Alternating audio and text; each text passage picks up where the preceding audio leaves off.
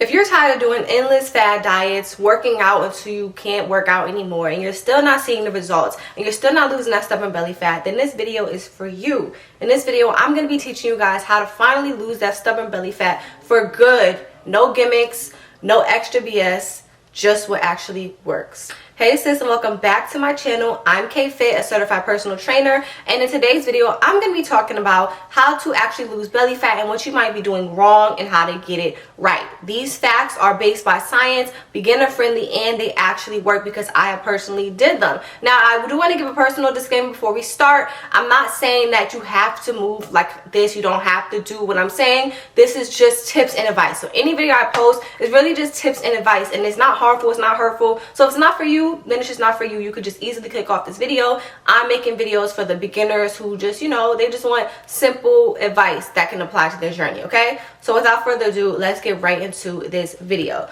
So the first thing I want you guys to do is understand that a calorie deficit comes first. A calorie deficit is when you are burning off more calories than you are consuming. So a lot of people overcomplicate this, and I want you to understand something, especially as a beginner. When you just now start working out, more than likely you're naturally going to be in a calorie deficit because you're naturally working out more than you normally would. So you're working out on top of eating, so you probably are working out more than you are consuming and you just don't realize it. But let's say you've been in a calorie deficit but you still don't see the results. You might not be in enough of one as you would think.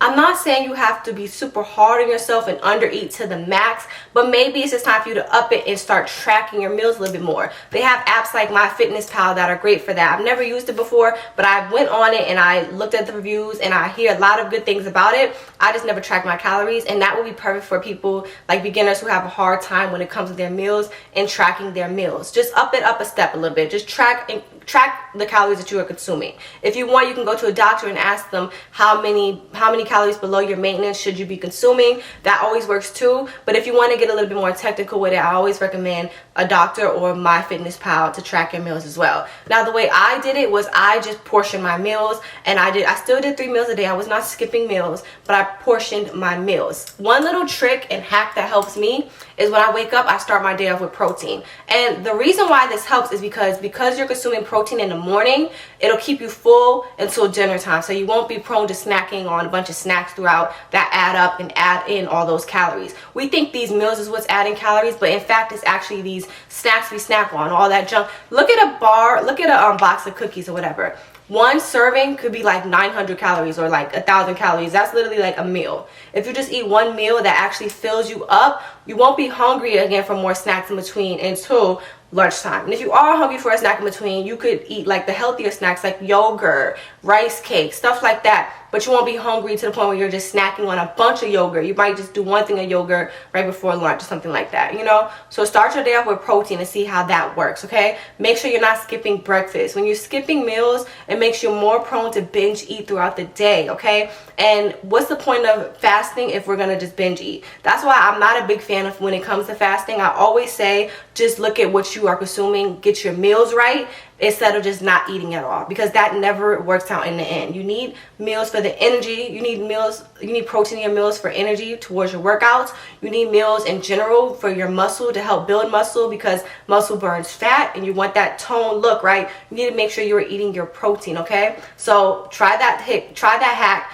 of eating protein in the beginning of when you first start off your day with your breakfast. That could look like turkey bacon with eggs. That's a perfect protein meal. Turkey bacon, egg sandwich, something like that. That's a bunch of protein. Eggs has protein and turkey bacon has protein as well. That always fills me up until lunchtime. Or if I want to do a snack in between, like I said, I'll do yogurt or rice cakes, but I'm not snacking on a bunch of cookies because by then I'm not even hungry for cookies because I just ate a bunch of protein for my breakfast. Do not skip meals. Do not skip your breakfast. Just do portion control and make sure you're getting your protein in. You don't need to starve yourself. You just need to be in control, okay? Be in control of your meals. That's why I said if you would like to track your meals, I always recommend that too. There's 2 different ways you can do it. You don't have to track it, but if you're the type of person where you feel like you might need a little bit more, track it. If you need a little bit of more guidance, track your meals. If you feel like you could do it with just eyeing your portions, you could do it that way too. There's no right or wrong way of doing it. Just make sure you are in control of your meals, but you are not skipping meals or starving yourself. It's never okay where you feel like I'm just so hungry. If you're so hungry, you probably are so hungry. So don't do that to yourself. Don't skip meals. Do not starve yourself. Please don't do it, because I did that to myself before, and it was like quote unquote making my body look skinny at first. But after a while, you start to binge eat and you fall off the bandwagon, and it's terrible for your mental health too. So it's never worth starving yourself. It's never worth that. You want to have energy to do these workouts. You want to have energy throughout the day, period. Okay? So the next thing I want you guys to do is to up your water intake. Now, this is probably one of the most important factors that a lot of people don't realize. Have you ever heard that saying, you're not hungry, you're just thirsty? A lot of times we aren't hungry, we are just thirsty. We are not drinking our water. If you have a meal, right, like let's say you just got done eating lunch, right?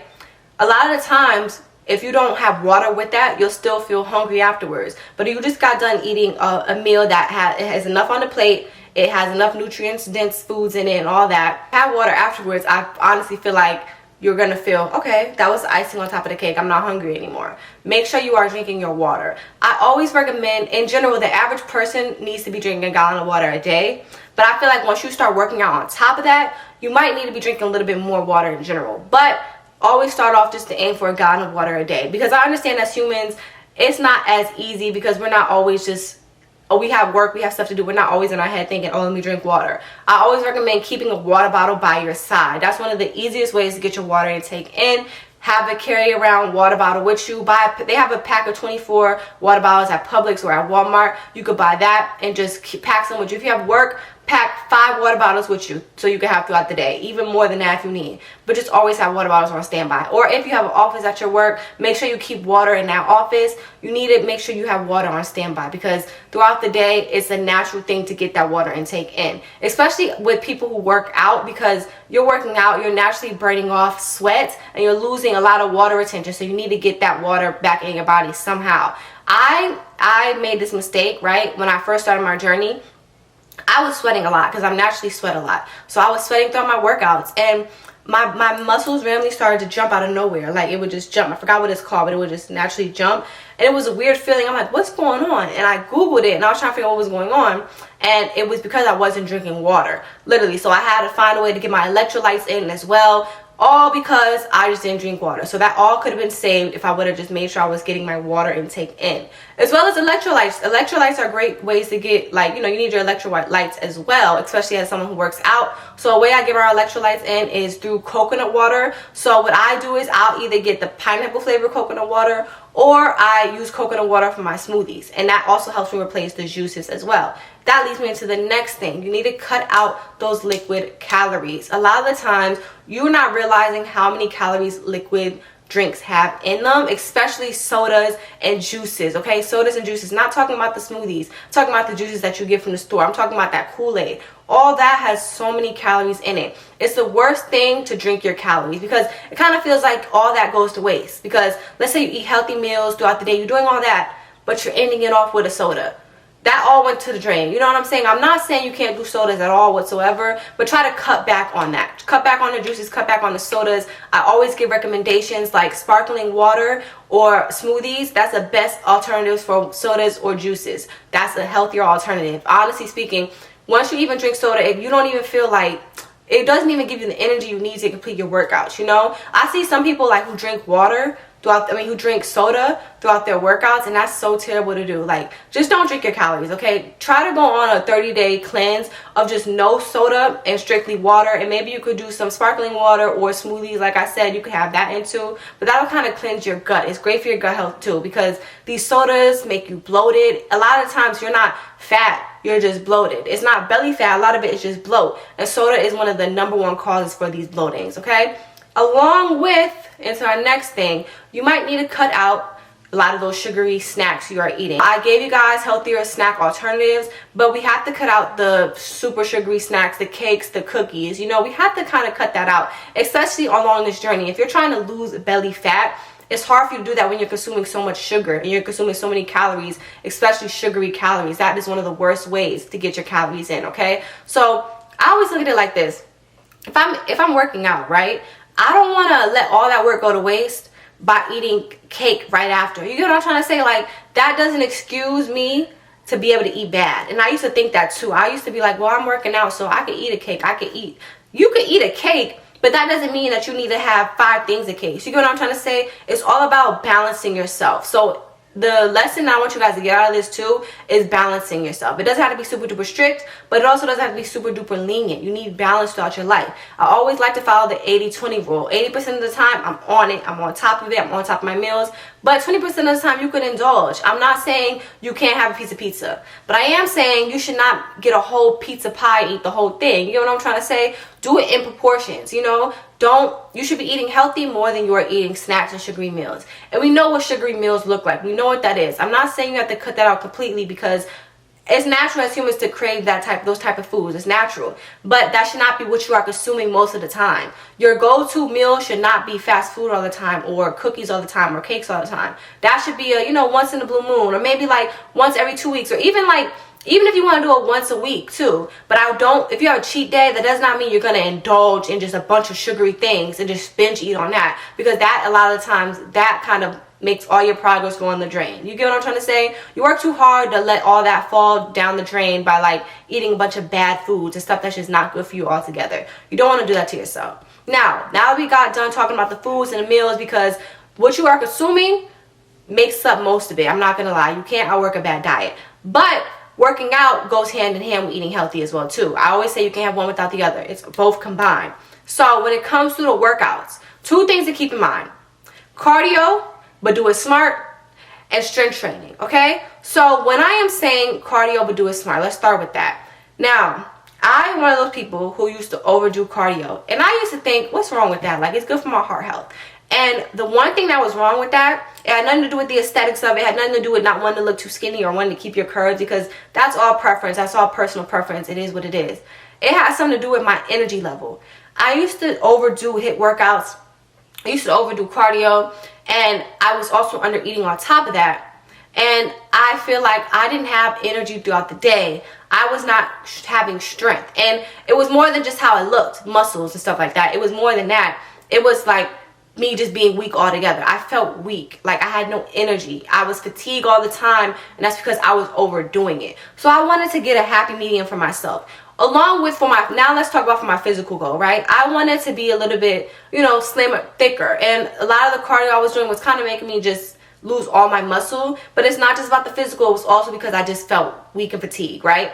But I noticed that once I started to change my routine, I started to gain a little bit more meat on my bones, but in a way where it looked like the slim, thick vibe I wanted to go for. So what helped me with that, and it's not just about the looks, this actually just helped me in general with my, having my energy back. I started to do cardio smarter, right? So what I did was, because I was doing cardio because I just like the stress relief, instead of me doing intense cardio every single day, I did walking after. Like, if I didn't do cardio that day, I would walk after dinner or something like that. Walk on my treadmill for like 10-20 minutes. So on a day, let's say, let me give you guys an example. Let me slow down. Let's say Monday is my leg day, right? Let me show you exactly how my leg days go. And this is like almost all my leg days. I like doing the same type of movements. So it'll be a squats, hip thrusts, Bulgarian split squats. And I do 3 sets of 10 or maybe 3 sets of 20, depending on how I'm feeling that day. And I'll end it with treadmill incline walk. So incline of 6, 2.5 speed, and I walk for 30 minutes. Now that is a lot easier on my body. It's quick and to the point. Sometimes I do 20 minutes, sometimes 30 minutes, just depending. But I really like those type of workouts because it's not too much on my muscles, not too much on my body. I feel like I'm just walking. I could walk and watch TV. I could, and it also helps with my gut health. I have really bad, I have a really sensitive stomach, so it really helps with that as well. Now, on the days where I'm doing a little bit more cardio, I'll do HIIT like maybe once a week, once or twice a week, honestly speaking. But I'm doing cardio throughout the week because I'm walking. But I'll do HIIT like once or twice a week. So a HIIT workout would be jumping jacks, burpees, high knees. 3 sets of 10 of that. Quick and to the point. So my HIIT workouts are usually 10 to 20 minutes, and that's simple and straight to the point. Usually on the days where I'm working my legs, I don't do HIIT. I'll do like walking, like I said. But HIIT could be a full body workout. So I'll do a HIIT workout usually on Fridays when I just want to do something quick and I don't really have time to just be walking for 30 minutes. I'll do something quick like that. So quick and straight to the point. So that's how I started to do my cardio more smart than just overworking myself. So I always want you guys to know that there are simpler ways to do it. If you are not the type of person that can handle like overdoing it with cardio or doing a bunch of HIIT, because some people that makes them dizzy, some people they can't really concentrate like that. It makes them feel like fatigue or tired. So I always recommend walking to people because that's one of the simplest forms of cardio, and you're still burning off calories, and that's one of the best ways to get your body in fat loss modes because it's so simple and it really helps. So that's one of the best things for me. So once I started walking, it was just a game changer, honestly speaking. Now, the last thing, and you know what I'm gonna say, right? You need to be consistent along this journey. Nothing you do in life you could do without being consistent, and that's just honestly how I feel. You have to be consistent with anything in life. If you have a religion, you got to be consistent with that. Getting a relationship with God, you got to be consistent with that. If you want a career, you got to be consistent with that. School, you got to be consistent with that. So that applies for fitness too. So just be consistent and don't be too hard on yourself, okay? I'm a real big advocate on self-love, and I know what it's like to just compare yourself to other people, and you just think that if you could set body goals, that's okay because it's no harm in that. But that could do harm too because you're basing your goals off of what somebody else looks like, and that's not realistic because people could edit their photos, people could get work done, and also genetics play a major part in that as well. So understand what your body type is before you try to be hard on yourself or try to ask yourself, why am I not losing weight as fast as this person? Everybody's body type is differently, okay? Everybody's body is different. Some people are naturally curvy, some people are naturally slim, some people are naturally athletic, and it's not hard for them. It's all about your genetics and also just about the work you put in, okay? So just be easy on yourself and be kind with yourself and understand that you are beautiful at any size, no matter what, period. I don't care what anybody says. Tell them, I told you. Kayla said I'm beautiful at this size, so it doesn't matter, period, okay? So always look at it like you're not doing this to be beautiful, you're doing this to be healthier. You get what I'm trying to say? You're already beautiful now, but you're just doing this to be a healthier version of you, and the body is just an add-on to it. The goal of this is a healthy lifestyle, but the physical is just an add-on. It's just a plus. You get what I'm trying to say? So look at it like a lifestyle change, and all the other stuff will come along with it, okay? So I really hope this video helps whoever needed to hear it, and please do not forget to like, share, comment, and subscribe, and I will see you guys next time. Bye.